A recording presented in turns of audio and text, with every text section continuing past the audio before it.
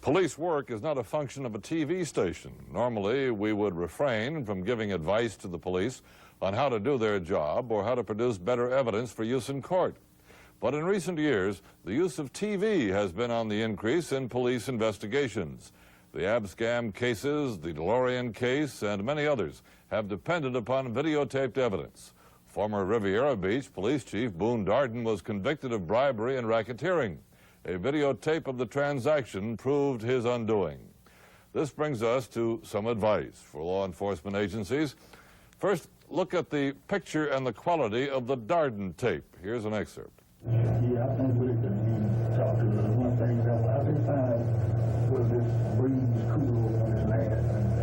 What are we going to do for situation? Can you give us a kind? I don't know. This is a finding now. This is around K9. You'll be better that way. All right. Because we want you an idea that you're protecting something in the sense.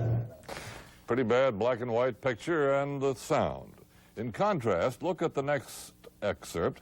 This video was shot by a News 4 crew at the warehouse used for the undercover sting operation, which this week has netted 115 arrests. It's 55. What? $55 for what? For these.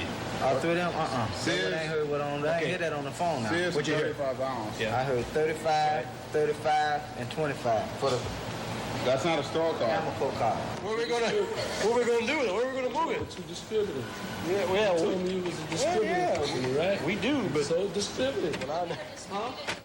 Notice the difference in quality. It's no great trick to get good pictures and sound. The equipment can be bought at a neighborhood camera shop, color camera, zoom lens, good microphone.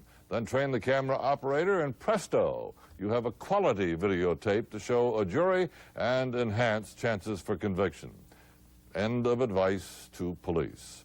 Ralph, there has been community pressure in South Dade for a lot of these suspects to surrender. In fact, 2 of them were waiting for the sting detectives when they got to work this morning, and we're told that one more was rounded up by his family. They brought him to the police station. It took 6 weeks to physically build the sting warehouse, an operation that could probably be set up in an afternoon by real fences. But the cops needed bulletproof counters, a room to photograph evidence, and much more.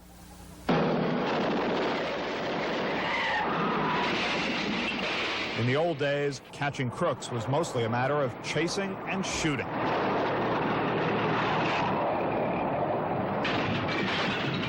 It worked pretty well. But today's bad guys have gotten more sophisticated, and so have the crime fighters. In fact, today's detectives often get their strategy straight from Hollywood. This is the B&T Distributing Company in South Dade. To neighbors, it looked like any other warehouse. To burglars, the people inside seemed to do business like any other fencing operation.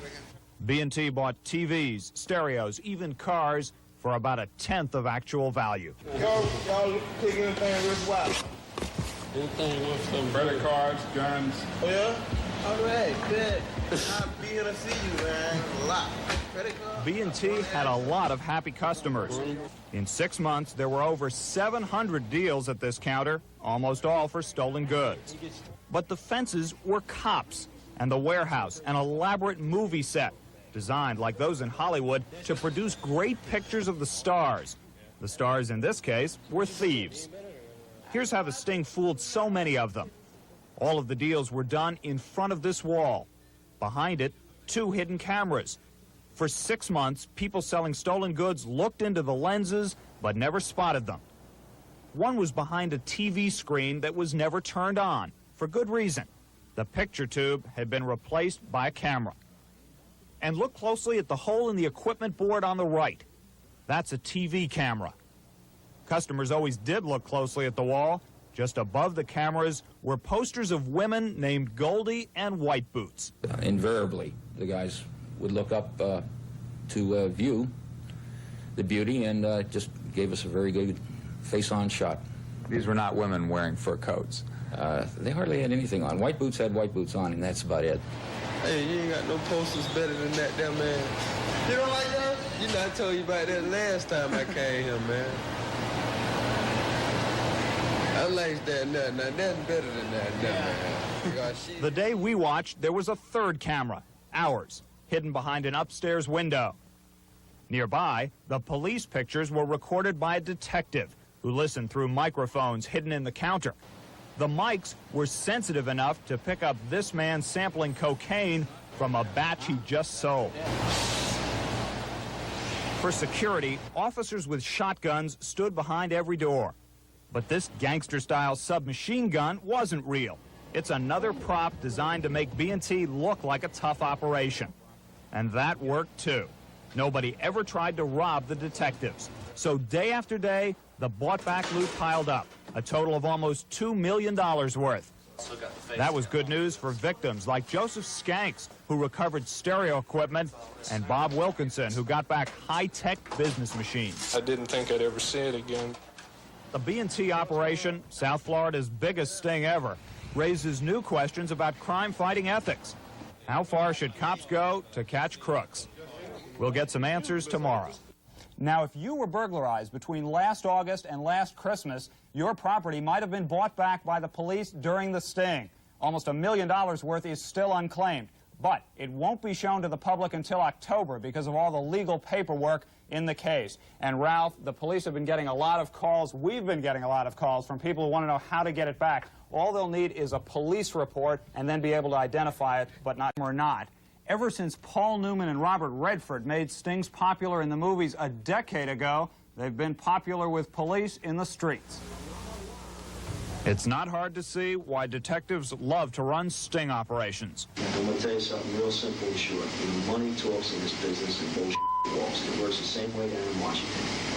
Crooks, like congressmen convicted in the Abscam case, say the most incriminating things when they don't know they're on camera. John DeLorean may have been caught making a cocaine deal in another FBI sting. A jury has been hearing evidence and watching videotapes for weeks.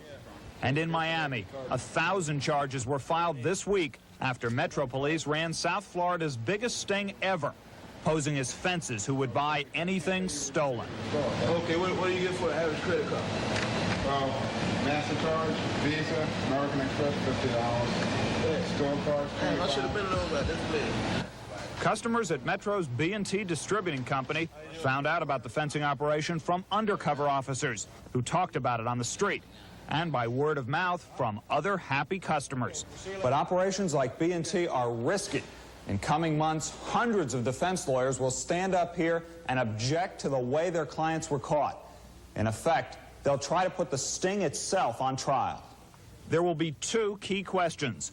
Number one, are stings fair? Lots of people who would not otherwise commit crimes or be likely to commit crimes are going to walk through that door because it's just a temptation. You're dangling a bait before people. Human nature is such that there's only so much one can resist.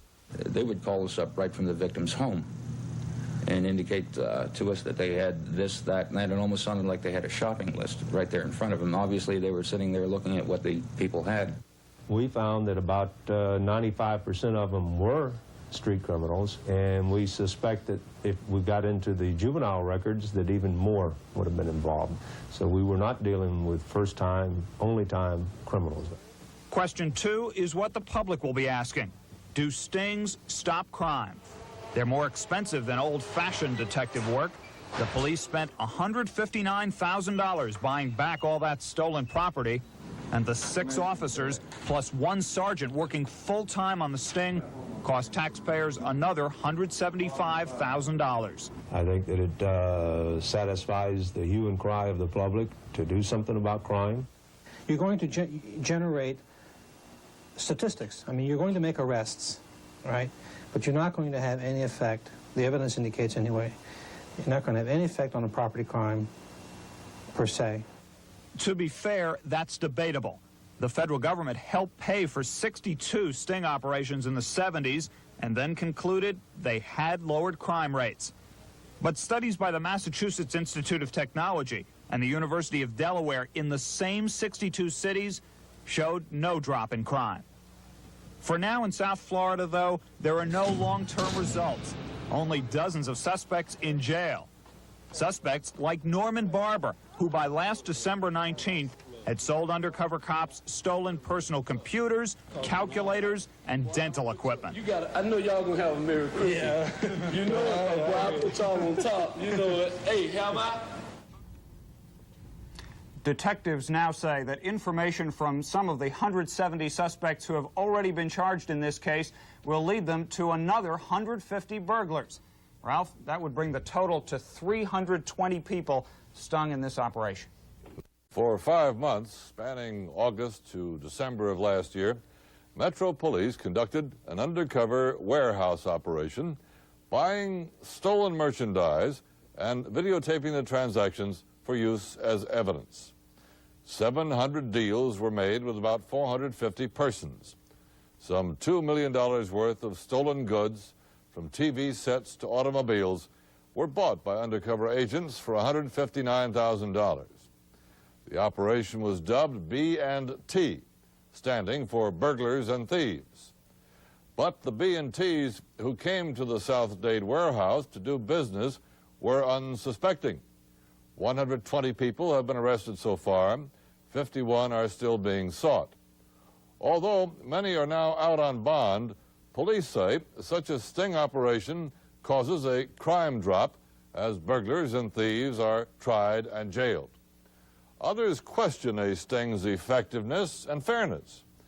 When word gets out that a new place to fence stolen goods is open, does that encourage people to steal and sell? Most of the B&T suspects are repeat offenders. Will jail time for theft help lessen their illegal predatory pursuits? We don't know. But in an age when criminals seem to have the upper hand, we applaud such imaginative counter-crime efforts by police. To not try is to do nothing. There would be no need for rat traps